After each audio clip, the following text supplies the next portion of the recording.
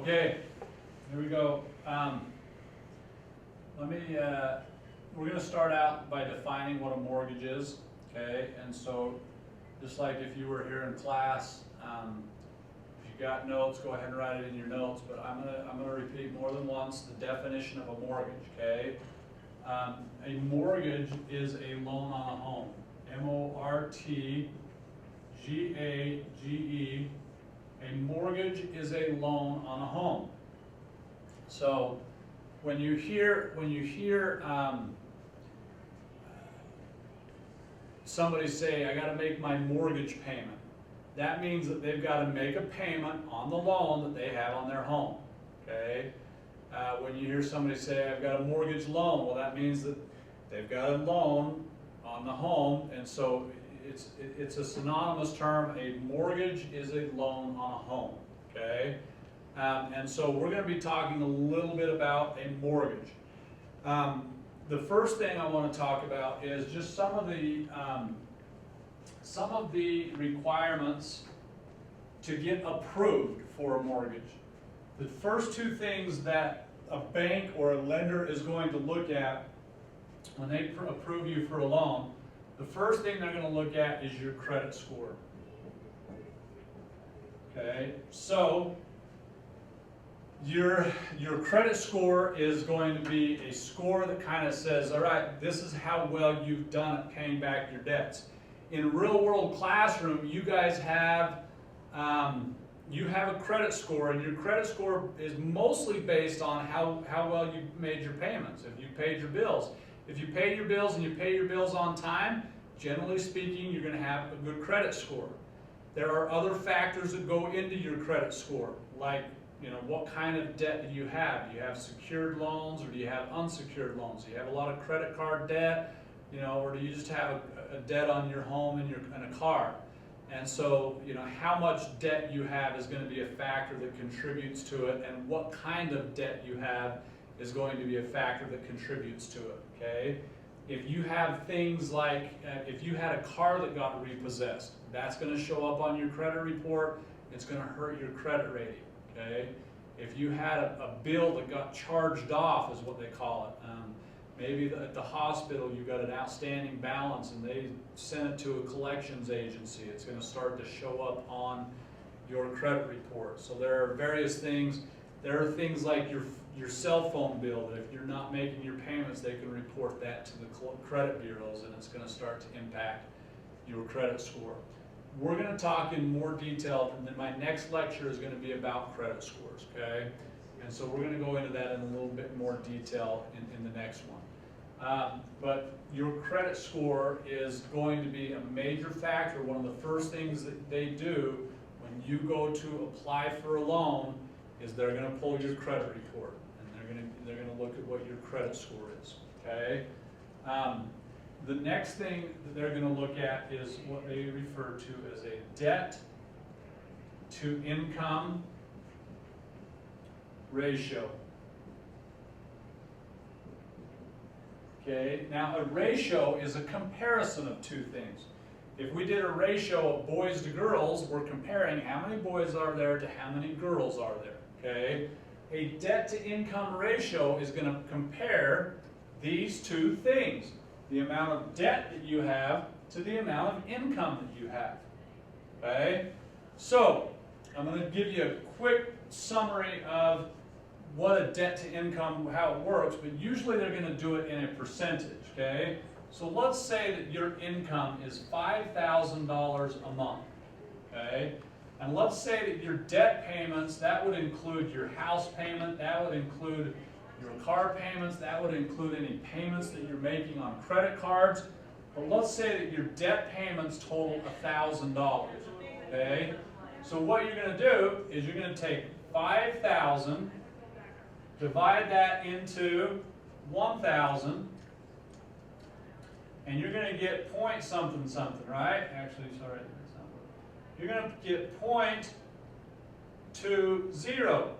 Now, if we change that to a percentage, we take and move the decimal 2 places, right? And that's going to be 20%. Okay? So what 20% means is that 20% of your income is going towards paying debt, okay? So your debt to income is looking at, it's comparing the amount of income that you have to the amount of debt that you have. Now every bank, every lending institution has a different amount that they would allow you to go to on your debt to income ratio. But the higher that ratio is, the worse it is for you if you're borrowing money, because they're looking at it and saying, man, this person's got a lot of debt, and so a good portion of their income is going towards paying debt. If your debt to income ratio gets too high, then they're not going to lend you the money. Okay, so those are the two main factors that they're going to look at when you go to get a loan on a home. Okay, is your credit rating and your debt to income ratio. Okay, all right. Now, what I want to look at now is, okay, so we're going to go in and we're going to say, all right, let's do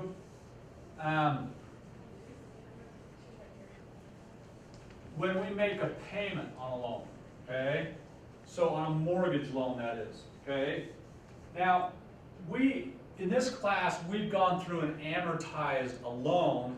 And we've looked at, and hopefully you understand at this point that when you make a payment on a loan, some of that goes towards interest and some of that goes towards principal, right? So when you make a payment on a loan, some of it's going to interest, some of it's going to the principal and paying down the balance on that loan, okay? On a mortgage, it's no different, okay? When you make a payment on a loan, some of it goes to the principal, and some of it goes to the interest, okay? But when you make a payment on a mortgage, there's a few other things that they include in your payment, okay? And the other things that they include is they include property taxes.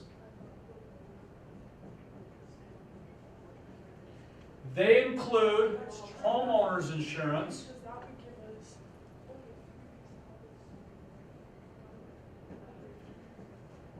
And they include, and this isn't always the case, but this one, if you don't have enough equity, they include what they call PMI insurance, okay? And so what they do with property taxes and homeowners insurance is they have you pay that with your payment every month, and they collect it in what is called an escrow account. Okay, your property taxes are due once a year. Your homeowners insurance is due once a year. But what the bank doesn't want to have happen is they don't want to get it to the end of the year. And it may be the end, it depends a lot upon when you bought your home or when the area requires it, but they don't want to get to where your payment on your homeowner's insurance policy comes due and you don't have the money to pay for it, and then that policy lapses and then there's no insurance on that home, and then if something were to happen to the home, that bank would be on the line for the loss, okay, because they gave you a loan on that home, okay? So they want to make sure that you have homeowners insurance, and so they collect that from you every month, put it in an account, they call it an escrow account, and then when that payment comes due, they take the money out of the escrow account, pay your homeowners insurance, okay, and then if there's any left over, they'll refund that back to you. Okay. Same thing happens with property taxes, with homeowners insurance and property taxes. They keep it in an escrow account. When it comes due, they take it out of the escrow account. They pay it, make sure that the taxes and insurance are getting paid.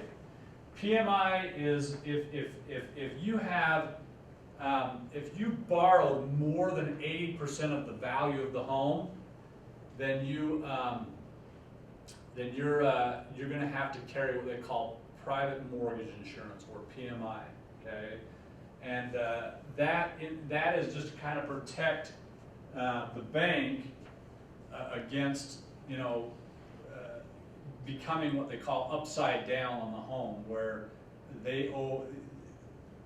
they have a loan on the home for $300,000, and the home's only worth $250,000, okay? And so that's when you're upside down in the home. So those are the 5 things that when you make a mortgage payment, you're paying some of the principal, some of the interest, some of it's going to property taxes, some of it's going to homeowners insurance, and if you have PMI insurance, that is one that isn't always there, but may be there, okay? All right, now, I want to talk just quickly about the process of, getting a home loan. The first thing, as I mentioned, they're going to look at your credit rating. Okay, if your credit rating's good, then they'll say, all right, let's look at your debt to income ratio, and they'll ask you for, income, and they'll have you verify your income. And if your credit rating and your debt to income look decent, then you can start to move forward on borrowing money to buy a home. The next thing they're going to do is say, all right, what home do you want to buy? If you have a home in mind and you're saying, I want to buy that home, they're going to do an appraisal, okay? And so they're going to send somebody out, and that person's going to say, it's going to be, that's their job, an appraiser. He goes out and he looks at what's the value of that home. And he's going to look at, does the home have granite countertops? That's going to increase the value of the home. Does it have hardwood flooring? That's going to, impact the value of that home. Does it have big archways? Does it have, what are some of the features of that home? And if there's different upgrades, then it'll increase the value of the home, okay? One of the main ways that they determine the value of the home is they look at other homes in the area that are similar to that home and what those homes have sold for recently. And they call those comps or comparables. And so an appraiser goes out and his job is to assess the value of the home. Because if the home is worth $300,000, the bank is not going to lend you $350,000, okay? Because the value is only $300,000. So the bank, the first thing they're going to want to do is they're going to want to know what's the value of this home, and they hire an appraiser who goes out and appraises the value of that home. So if he comes back and says, all right, the value of that home is $300,000, then you go through the process of applying for a loan. Now, if you have a down payment, and let's say that you have $20,000 that you've saved up, okay, then you're going to put a $20,000 down payment on the home, and you're going to borrow from the bank $280,000, okay? So the cost of the home may have been this, but that's what you're going to borrow from the bank because of your down payment. If you don't have a down payment and you are borrowing, they call it loan to value. So the value of the home is $300,000. If you're loaning $300,000, that means you're borrowing 100% of the value of the home. So the loan to value would be 100%. Okay? If you're doing that, the bank is going to see that as a higher risk, and they're going to charge you a higher interest rate. Okay? As we've talked about, it always comes down to the amount of risk that the bank is taking when they lend that money to you. Okay? So you're going to borrow, okay, $280,000 on this home. Now I'm going to get my computer, and we're going to look at the computer here. I'm going to point the camera at the computer, and we're going to look at just kind of some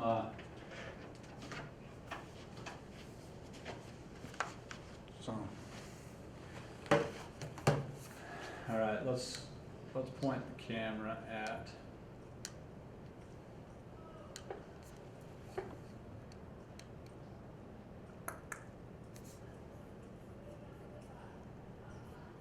all right, you got that?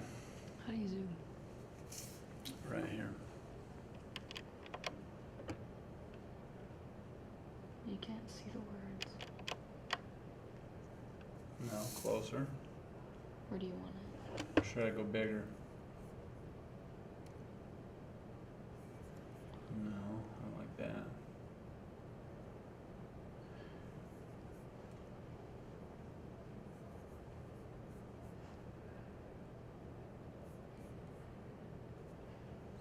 Let's see what it looks like.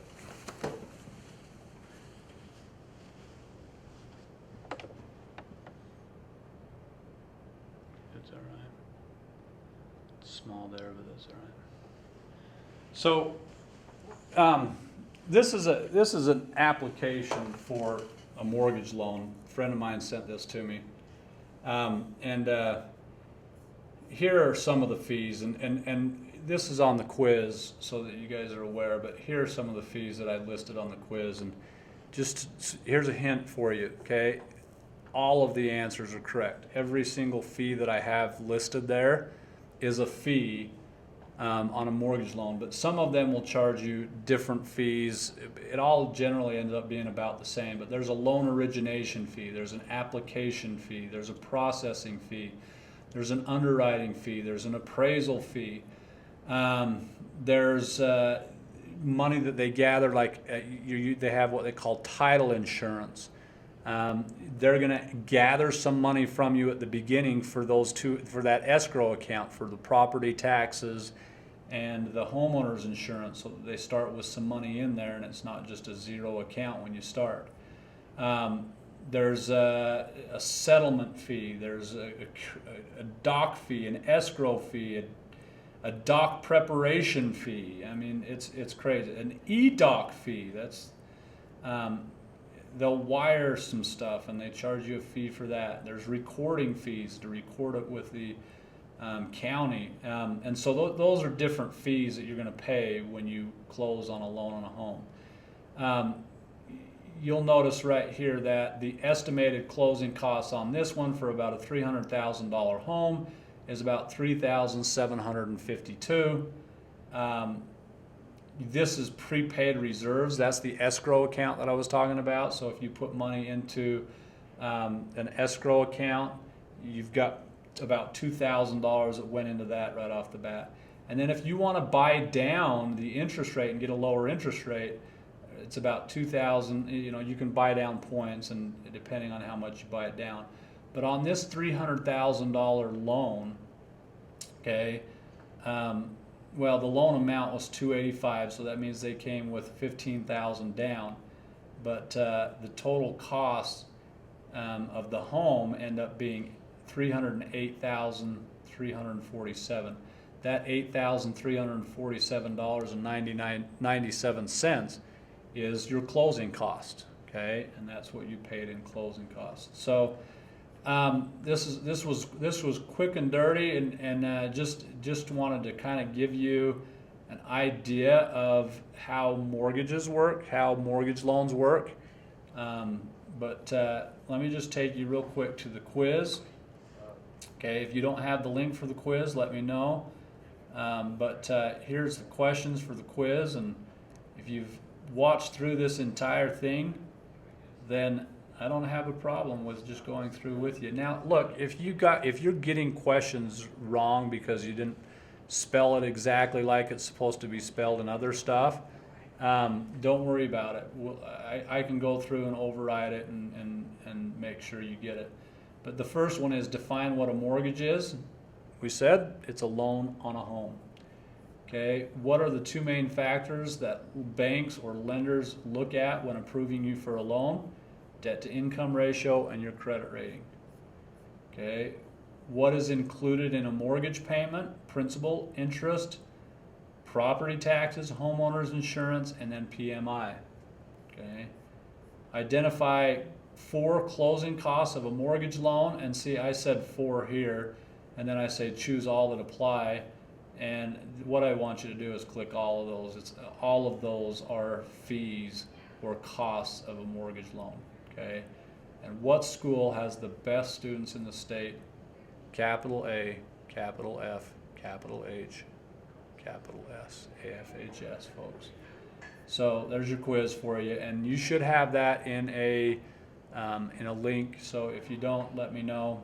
But if you haven't signed up for Google Classroom, I don't know how you're getting this video, but you should be signed up for Google Classroom, and the link for that mortgage quiz is in there. So there's a quick version for you of mortgages and how mortgages work.